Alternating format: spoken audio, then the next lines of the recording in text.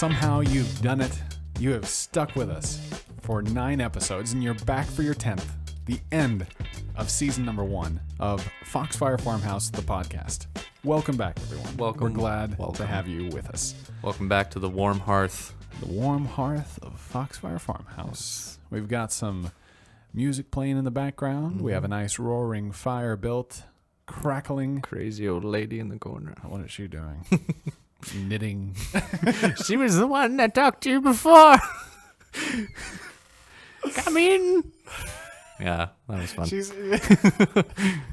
the greeter here at the Foxfire Farmhouse, greeting all who come in. You gotta add like cafe noise in the background. Although it's it's not gonna play visually. Everyone's gonna be like, these dorks are just sitting there talking. Yeah, maybe we shouldn't have done the sound effects, but right. Hey, we'll see what we do with it. Yeah. But we're glad that you have stuck with us and that you're here once again. And like we've been just mentioned, this is the final episode of season 1 of Foxfire Farmhouse, and that does not mean that Foxfire Farmhouse is going away. No, we are going to come back for season 2. I mean, we are going away for a little while, just for a little bit. And then we're going to come back for season 2. Mm-hmm. And season 2 will begin after the new year. We're going to take a break for the holidays. Oh, yeah. Probably push some content out. We've got some ideas for things that can be running the whole holiday season that are going to be a good time. Christmas surprises. Oh, yeah. Some gifts. Santa is coming.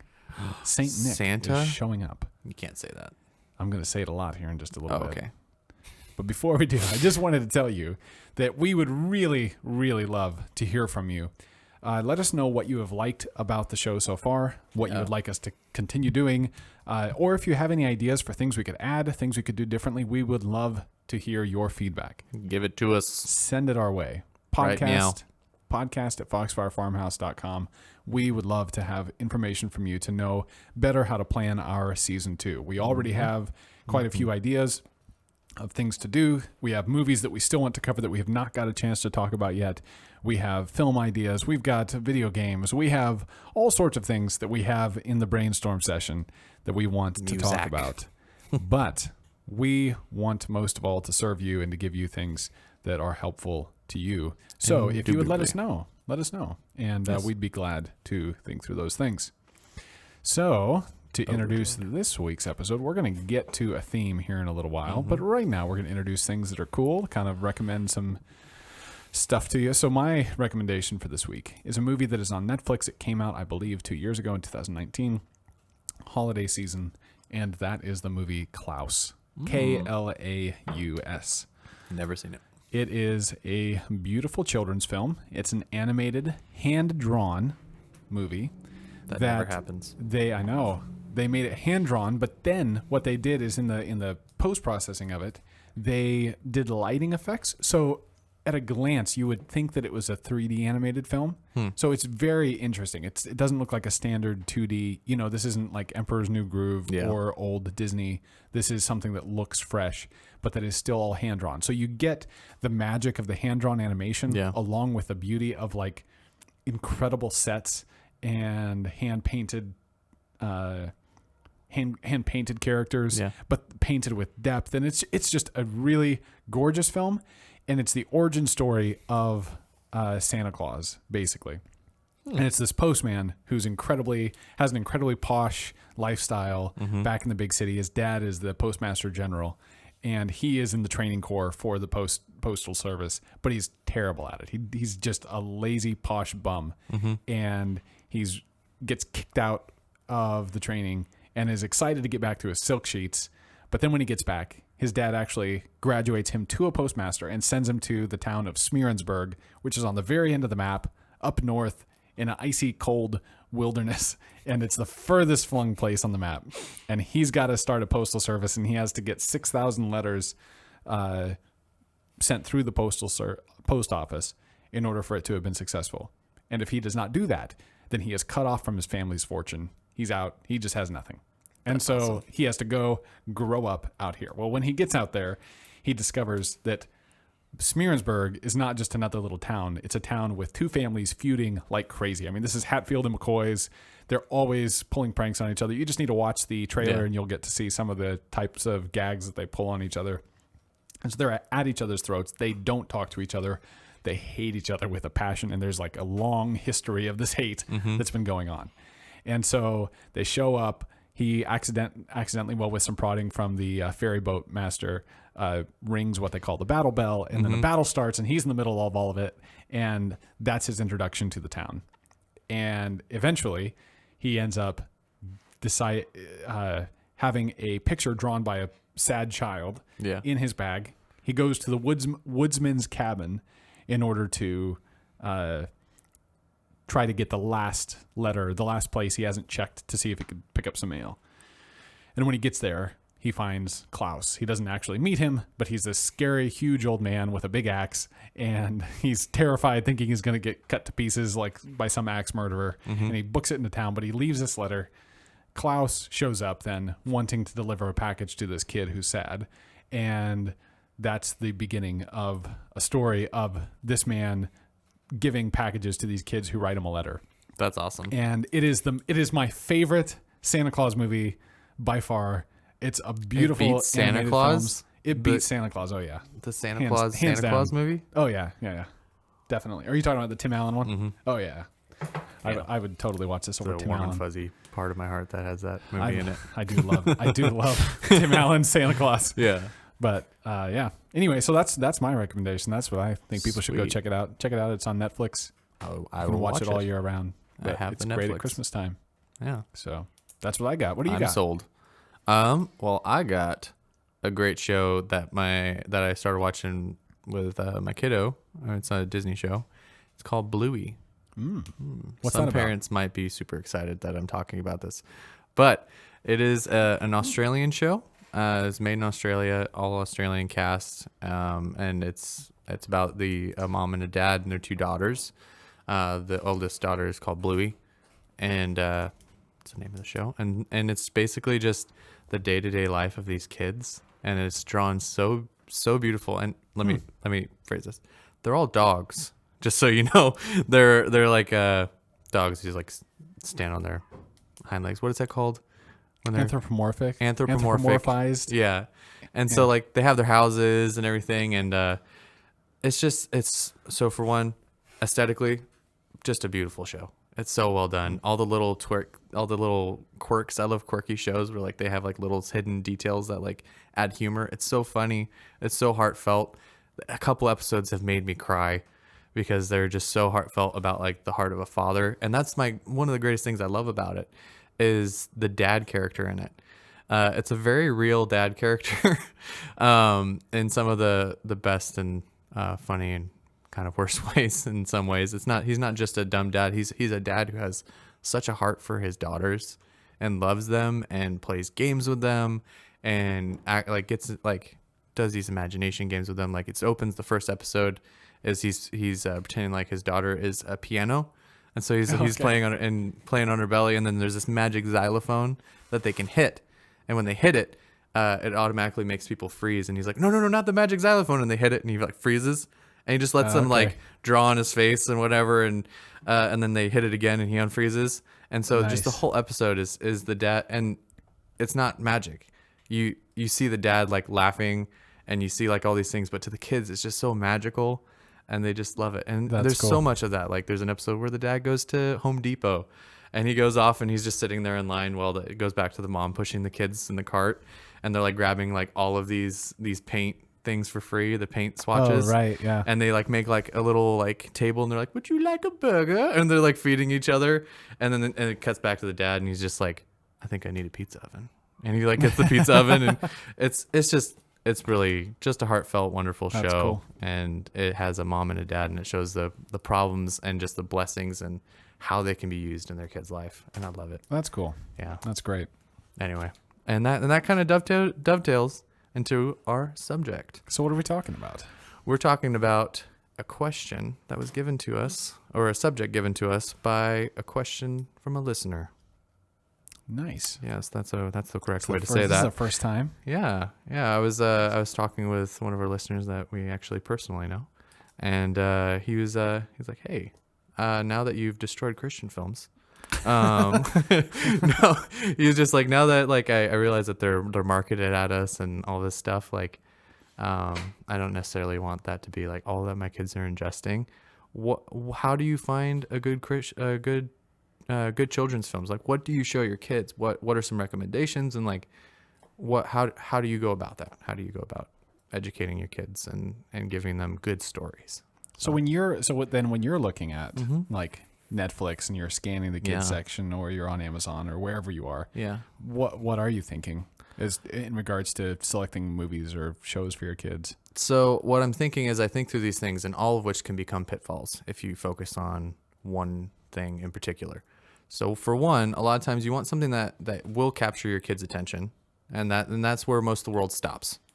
They stop there. They're like, oh, got to find something to just throw my kids on or whatever, and you get things like, and I'm not guilty of putting my kids on Cocomelon and having them watch Cocomelon or whatever for while we're making dinner or something, just throwing that on the background and they're playing with toys, and it's just something that's fun, and there's fun little videos. But you can't just stop there, or on like Baby Einsteins. Another thing that I think of is just like the content, like we talked about earlier. What's the story? What are my kids getting out of this? Who are the role models in this? Who is my kid going to look up to in this story? Like How to Train Your Dragon. They're immediately going to put themselves in the shoes of Hiccup. And how does Hiccup relate to his father? How does Hiccup relate to his friends? That's one of the reasons why I don't like Luca, because Luca, he is just so disrespectful to his parents, and it's actually rewarded. And I don't like things that like the kids like, and the kid gets the one up, and it's glorified that he's choosing something and that he's smarter than his parents, and that his parents were just misguided the whole time. Like, I want somebody who respects their parents, and that way my kid can see stories like that, because I know it's going to affect them. It's not a question of whether or not films affect kids or adults, but it's a question of like, what films are you ingesting? What stories are you ingesting? Books, movies, music. Yeah. So, but how do you come at that question a little bit? I think that a lot of times, well, for one, let's just admit that this is a really difficult thing to do, because how much content, how many hours of footage can a kid watch, right? Like, and so if you're someone who lets your kid watch a lot, like if you're, or even moderately, one movie a day, that's 2 hours a day. Like you end up with hours and hours and hours of show, TV, you movies. Send your kid to practice for 2 hours a day. So just put that in perspective. Like it will be affecting your kid if you show them a movie a day. Then you're building something in them. And so that's a lot of content. Yeah. And so if you as an adult, you're the parent, the one responsible for what your kid is ingesting, has to filter and think through all of that content, like that's a massive task. So I just want to start with like sympathy for other parents who have to wrestle with what is good and what is bad, and what do we like and what don't we like. Yeah. And so I think what ends up happening is that the categories that we adopt for what is good and bad become super simplified, just out of sheer practicality, that I can't have super complicated, rigorous standards for movies, because what that means is I have to watch every movie that my kids watch before they watch it, and I have to think through and analyze, how is this? Is this good or is this bad? And I have to develop my own criteria. And now we're talking hours upon hours of work just to let my kids watch movies. And so I would say one way to help with that is to let them, like, don't let them watch as much, right? Like, so that then that makes your job a little bit easier. Yeah. And there's plenty of studies about like how much kids should or shouldn't watch. And we could talk about that at some other point. I'm not great with the data in that space, but what I would say is that I think it's obvious that your kids shouldn't be watching like hours on end of TV regularly. So in our house, basically, the typical practice is that Friday night is always movie night, and then Saturday morning we watch stuff. And pretty much Friday night the kids watch one movie, and then we'll watch something after they go to bed, and then Saturday morning they can watch basically all morning. Like, so we don't Saturday morning cartoons. We just totally binge, right? Like when it comes to those times. But then the rest of the week, it's very we basically don't watch anything else. Yeah. Unless it's like a holiday or there's some kind of different special occasion. Yeah. Like then we'll watch something. But anyway, that's pretty much our regular practice. I mean, we're not rigid in that, so we do deviate from it. But that's pretty much on a typical week, that's what's happening. But even still, that's a lot of stuff. Yeah. And so I would say the first part where my wife and I started was I don't know what I think about movies, and I'm still processing and developing and thinking through what do I think makes a good movie, and I've been thinking about that for a long time. So whatever I'm going to do, the first standard is I'm not going to let my kids watch something that I don't like. Part of that is just for my sheer sanity, because we let our kids watch a lot more when they were younger than we do now. Yeah. So when we were letting them watch a lot, it's like, if I don't like this movie, I'm going to be seeing it like 3 times a week. And so I really am going to go insane having this thing in the background. So my criteria number 1 is, do I like the movie? If I don't like the movie, if it's not something that I find engaging as an adult, then it's certainly not pushing my kids, right? Like, it's certainly not, it doesn't give them room to grow. If they can comprehend it on its first viewing, then I'm not developing my kids. But if it's the kind of thing that can reward regular viewings, like I think it was, I forget the exact context of the quote, but C.S. Lewis said something about that, about what makes a classic book is that you can return to it again and again and again and keep getting, like, it keeps being valuable each time, because there's a depth to it and a truth to it that's really valuable. And so I think that the same thing is obviously true in a movie. Yeah. That if it's the type of movie that doesn't reward another viewing, then, you know, why watch it? Yeah. And that can't just be the visceral. The problem with movies as opposed to books is that a movie can still give you that same roller coaster ride every time and be just as worthless. You know, just be a piece of garbage. It's like candy. Candy rewards. You put on Baby Einstein, it'll keep parents sitting there hypnotized. It's pretty crazy. You'll be sitting there and you'll be like, my kids are no longer here. I've been sitting here for like 5 hours. Yeah. Like the dark magic of you wake up and you're like, what? Where have I been? Where have I been? What year is it? Baby Einstein got me again. Dang it. Curse them. You certainly, it's certainly a pitfall. Like, but a good example of something that I've continually watched and that I watched at an older age that Eric enjoys is like Lego Movie. Oh, and that one's always enjoyable, and there's so much in there that you can just see something different every time and enjoy it. It's a good story. I think that to maybe backtrack to the parents needing easy criteria, the 2 criteria I hear parents say a lot, and I've worked in this space. The job I had before I came up here to Washington was I worked with a YouTuber, and we had a kids channel. Yeah. And a kids channel that had more than 150 million views on it. I mean, like, you know, we had a lot of, we were doing a lot of stuff. Yeah. And so, the 2 main things were, it needs to be clean and it needs to be educational. And that was what fit the space. That was what there was a demand for on YouTube, was clean educational videos. Because if it's clean, the parents don't have to worry about content. They're not going to want to put their kids in front of something that's going to be raunchy. Like that. Stay away from anything bad. And so that's obvious. Yeah. And then because parents want to justify the fact that they're giving their kids their phone and letting them watch, you know, hours of YouTube videos, is it has to be something that's educational. It has to have some kind of value outside of learning colors. Yeah, if I'm learning ABCs. Yeah, exactly. If I have something like that, then I feel like it has Mozart in the background. They must be getting smarter. Yes, magic. That was easily disproven. Anyway, we listened to Mozart all growing up. Me and Elijah, that was the only thing we listened to. And here we are. Here we are. Look at where we ended up. Look, Mom. I have a podcast. Anyway, this is just what our parents always dreamed we would do. Yeah. But yeah, it's that kind of like education and clean. Yep. And so you end up, the problem is though, is that education and clean is such a, number one, I'm very skeptical about education in movies and videos, period. So go read Neil Postman's Amusing Ourselves to Death. And his idea, one of the things is just that the medium of video is inherently entertaining. So it aims at entertainment. So, which is really bad for education. Like Sesame Street. It's almost antithetical. It fights it. Yeah. It fights it so hard. Because it's distracting you from like engaging the it's trying it because there's so much stimulation happening on screen. In order to get your attention and keep your attention. It's not demanding anything from you, and it turns you into a passive state of mind.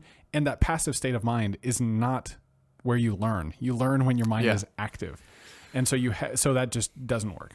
That's and so, why reading comparatively, you actually have to engage your brain to read something and to engage your imagination to like, right. Not debating the fact that. Yeah. And then when it comes to though engaging more passively, then storytelling becomes better for that type of medium, because you can be a little more passive and still there still be a communication of that main story and the idea. Yeah. And that will shape you more than learning, how many species of animals live in Australia, right? Like you learn that kind of number, you're probably never going to remember it again, or those kind of like hard details. Yeah. And you can watch like a movie and learn what chivalry is. Exactly. Just right. through like almost like an entertainment osmosis from a story. Yeah, because your moral imagination is being shaped. Yeah. Like wow. Oh, that's nice. Brain went blank.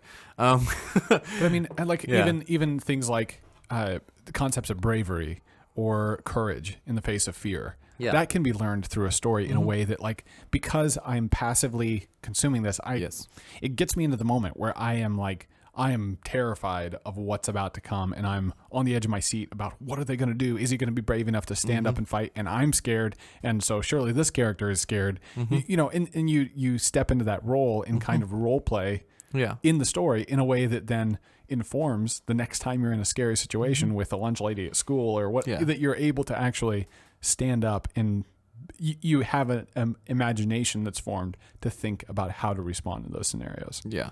And so then the storytelling becomes more front and center, the value proposition of the kids' content. Exactly. And I think it's also your perspective of education too, of what's educational. Like, yes, because education is more than just memorizing numbers and colors. Like, there's obviously way more into like you're not going to put your kid in front of something that he's not going to learn anything from. Like, right. Yeah. Like that's a true statement. But the thing is what we're trying to do is just broaden your scope as to what actually counts as the education. What counts as education. Yeah. And a good story is education. It's that undergrowth, that muddy undergrowth that Wilson talked about. It's what all these things come out of. It's what all these big pillars that you're trying to teach your kid of, like what's like actual like school. It comes out of these things, and their decisions that they make in this life come from like what's underneath. So like when we're reading stories about or watching, like say like for my daughter, and she's watching, I want her to see good, like what is a good man and what is a bad man. Obviously she can see that in real life and in my own life, and those are the greatest tools. But stories are also helpful. You don't want her to like see somebody who's a horrible person like be portrayed as good, or vice versa. Somebody who actually is admirable, who has good qualities, is portrayed as like some bad guy. So, right. Yeah. And that's where it becomes difficult. That's where, because I think that story is actually the bigger education and the more important one than the straight up, here's the numbers, here's your schooling. Because even that, one of the Postman's ideas was that if your kids are being taught by schooling, by video or by entertaining methods, you are actually teaching them that teaching and learning should be entertaining. The problem is that it's not. It takes work. It takes a grind of applying mental energy to actually comprehend something. And if your kids grow to think that education is supposed to be entertaining, that can be bad for them. That's the greatest, like, that's why we teach all of our kids math, and most of the time math that is higher than they will ever use in their life, is because you're teaching them to think. You're teaching them to be disciplined and to do things that aren't like, it's like when you're educating your kids, you're not educating them to become like these like Rolodexes that just spit information and facts out. You're teaching them to think. You're teaching them to love to learn, and to have the ability and the tools to navigate life and to learn whatever skills. And obviously there's specific skill sets that you are teaching your kids. Like, you want them to be able to multiply. Absolutely. But that's not like, ultimately you want them to be able to learn how to do that. Yeah. And because you're never going to be able to teach them everything they need to know in life. They are going to have to become self-teachers, self-learners, and be able to do that on their own. Like, my parents didn't know I would be an electrician, so I never like learned Ohm's law. Like, that's something that I was taught in my job, but my parents taught me how to learn. Exactly. So then I could go apply that into how to learn something, and I was able to pick it up quick because of the way I was taught to learn.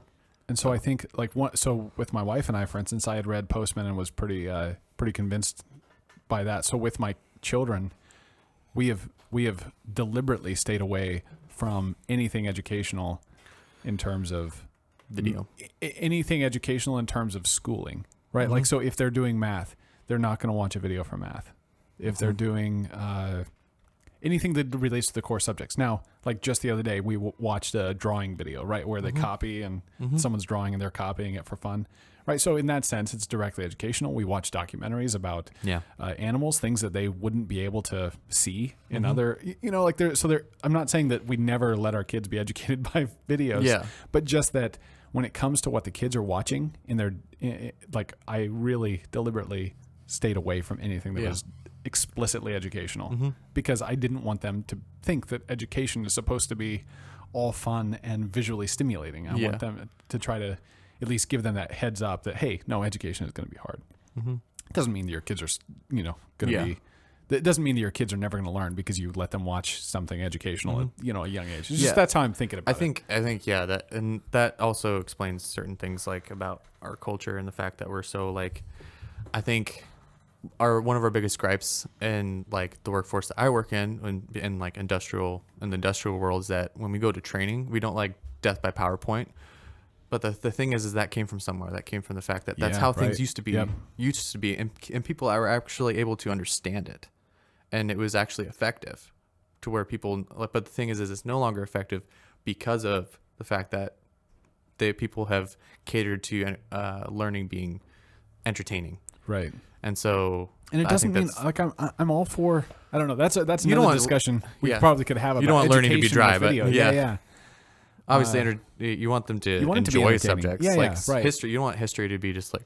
And so there would be a place for like documentaries stuff. It's just that there is a value to more than just the explicit educational content. That is an educational value and is at that age probably more important than the strict educational stuff. So so the problem is that evaluating stories is difficult and hard work. I mean, I have a hard time doing it with the stuff I'm watching, and even like we've been talking about movies for this season, and we're going to continue talking about movies, but like we talk about movies, and it's still a mental exercise to try to think through, is this story healthy or is it good? What is it saying about the world? And is that healthy for me to keep going back and watching this? Should I rewatch this? And that's a lot of work then for a parent to have to do that for every one of their kids' films. But it is the work that we have to do as parents. And so I just encourage people just to do what you can. Yeah. And so start with, there's a lot of good movies out there. Start with, I mean, we could give just a couple boiler list of like things to watch, but like Iron Giant. Yep, Iron Giant. I love the Iron Giant. How to Train Your Dragon. We mentioned that one. How to Train Your Dragon. The whole series is wonderful. All good. There's a TV show on Netflix called Hello Ninja. That's two kids playing ninjas in order to get typical household chores done. Yeah, and it's classic like moral education with an adventure story twist. Classic Winnie the Pooh. Winnie the Pooh is oh my so goodness, yes, it's good content. The Little Prince. I don't know if you've watched that. That's really good. No, I never watched that one. We'll come back to that. Maybe someday. We should do a stop motion episode sometime. We should come back to that. That'd be fun. I did a little stop motion. Klaus. You got what else do we got? Trying to think of some other things. So many. So Disney Pixar. Yeah. On the whole, like I would say, they're all really good. They do have that trope that you already talked about in regards to like Luca, where there's the Stephen Gradanis. He's a Catholic critic, and I don't know if he coined the term or if he is picking it up from someone else, but it's the junior knows best, where it's the kid who actually knows better than the parents, and the parents need to be retrained so that they get on board with the kid's new way. Yeah, and that kind of thing is bad and is present and prevalent in like Disneyfication, all of Disney and Pixar type movies, and so you've just got to find the good ones. Toy Story though. Cut out the fourth one. Don't let your kids watch the fourth one. Yeah. Cut the fourth one out. The third one's really good. I just rewatched that one. Destroy the fourth one. I'm all. I haven't actually seen the fourth one. Okay. Someday we should do Toy Story and just let me hate on the fourth one because it is the antithesis to everything that Toy Story stands for. And so good. Yeah, it's. I want to dig into that.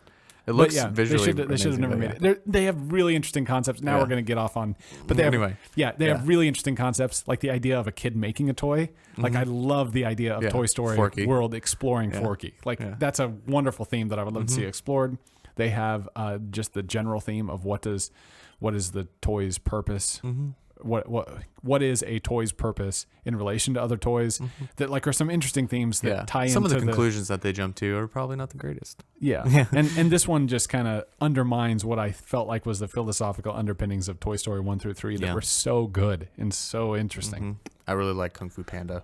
That's a great one. Is actually really good. It's a good story. And it's very entertaining for the kids. Cars 1 was not bad. I like Cars 1. I don't love the Cars movies in general, but Cars was pretty good. Let's see, what are the other ones? The Incredibles. There's a family film. Incredibles is interesting. 2 wasn't great, but I liked Incredibles. Incredibles 1, that's definitely like I would say a family one, not necessarily like just like a kids. Like I think there's a difference between like the two. I think that one's like more like it brings the bar up a little bit above a lot of in terms of subjects. Like it's more closer to where like the adults are starting to get a bit more than the kids at some points.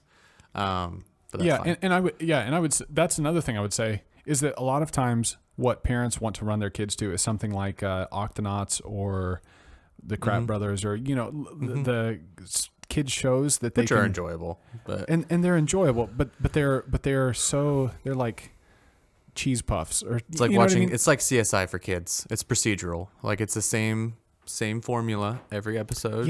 And it doesn't have the like there's something valuable I think to your kids being able to sit through a 2-hour movie. You know what I mean? Like that there's that long form story arc that they have to follow a longer story and stick with some characters for a little bit of time and shoot above your kids' age range in terms of what you're letting them watch. Like they don't have to, kids are emotionally intelligent, right? Like they're not as dumb as we often think they are, and they're able to follow your life, and they know when you're in a bad mood, and they know when you're in a good mood, and they know how to play that when they are 1 year old, you know, and so they can watch a movie that has that emotional kind of tension. Depth. And if it's a good movie, then you'll find that they're able to follow it and pay attention, and they might not know the details of what's going on, but they understand this is scary, and they know to cover their eyes, and they get it.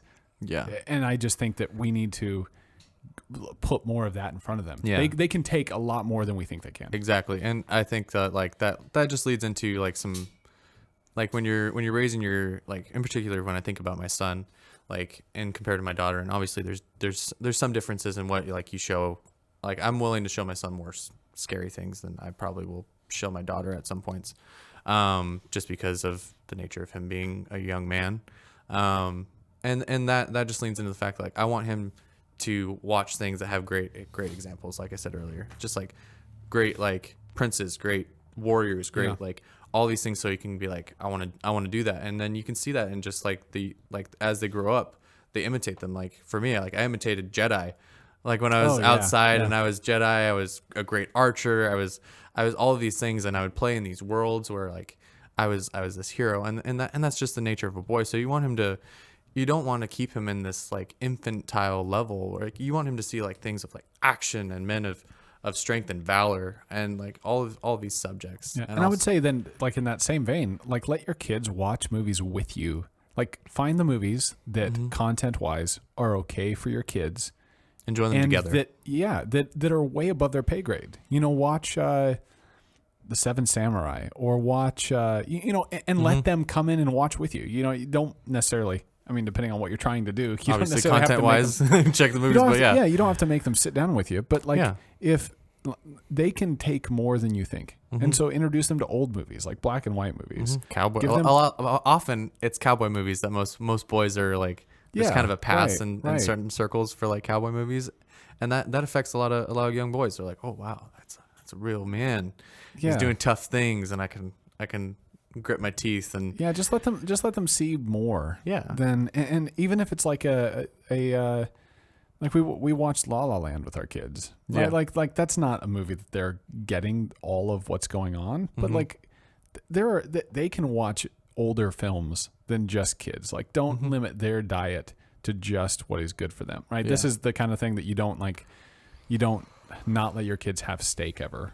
You want to introduce them to steak, and you want to teach them to appreciate the finer things in life. And ultimately, as they grow up to be teenagers, and I mean, so you and I are talking very much from the perspective of parents with young kids. Yeah. But I'm assuming that as you get to the teenage years or the adolescent years, that the goal is then to transition these kids to things that are more flavorful than, like the Incredibles. Now, the thing is, I love Incredibles, but, you want your kids to come to appreciate movies for what they are. Yeah. In a bigger way. So yeah, just they can probably do a lot more than you think they can. Yeah.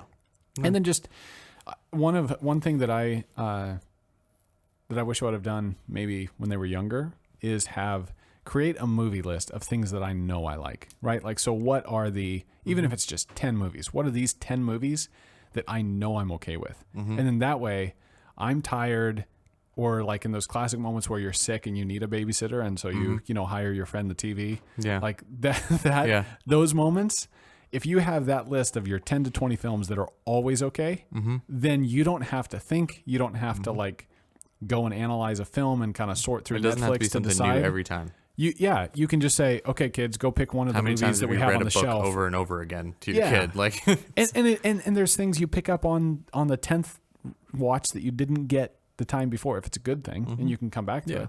And so then then that way it takes some of the mental work out of, that. Now, like for our family, I try to like plan our Friday night movie night.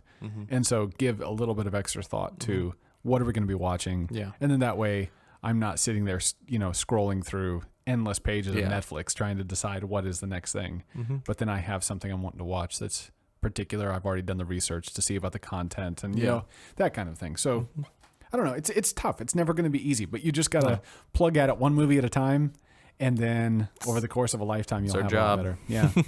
You can also go to foxfirefarmhouse.com and get what recommendations we have so far, which have not really been updated, but need to be updated. Yeah. We'll pop some more stuff on there.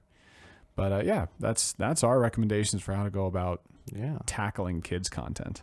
Yeah. Good stuff. So if you have, because we are parents and because our kids are watching stuff, we're always looking for more stuff for our kids to watch. So if you have recommendations of things that you've seen, send them our way. And like we said at the beginning of the show, this is episode 10, the last episode of season 1. We will be back after the holidays. Indeed we will. But we would love to hear from you in the meantime. What are things you would love for us to do? What are movies you want us to talk about? What are themes you want to talk about? What are questions you have about movies that we could address? Any ideas you have? Any of them. We would really enjoy breaking down some of these questions. Like we just enjoyed breaking down this question. Yeah, it was a good time. It was a good little thing. Send them our way. Podcast at foxfirefarmhouse.com, and we can get those plugged into our queue for this next year. Thank you so much for listening in. This has been a lot of fun. Season 1 has been more fun than I expected. I've always enjoyed coming and recording. It's always fun. It's a fantastic time. So thank you for being here with us at the Foxfire Farmhouse, and we will see you after the new year. So happy holidays, Merry Christmas. See you on the other side. Bye.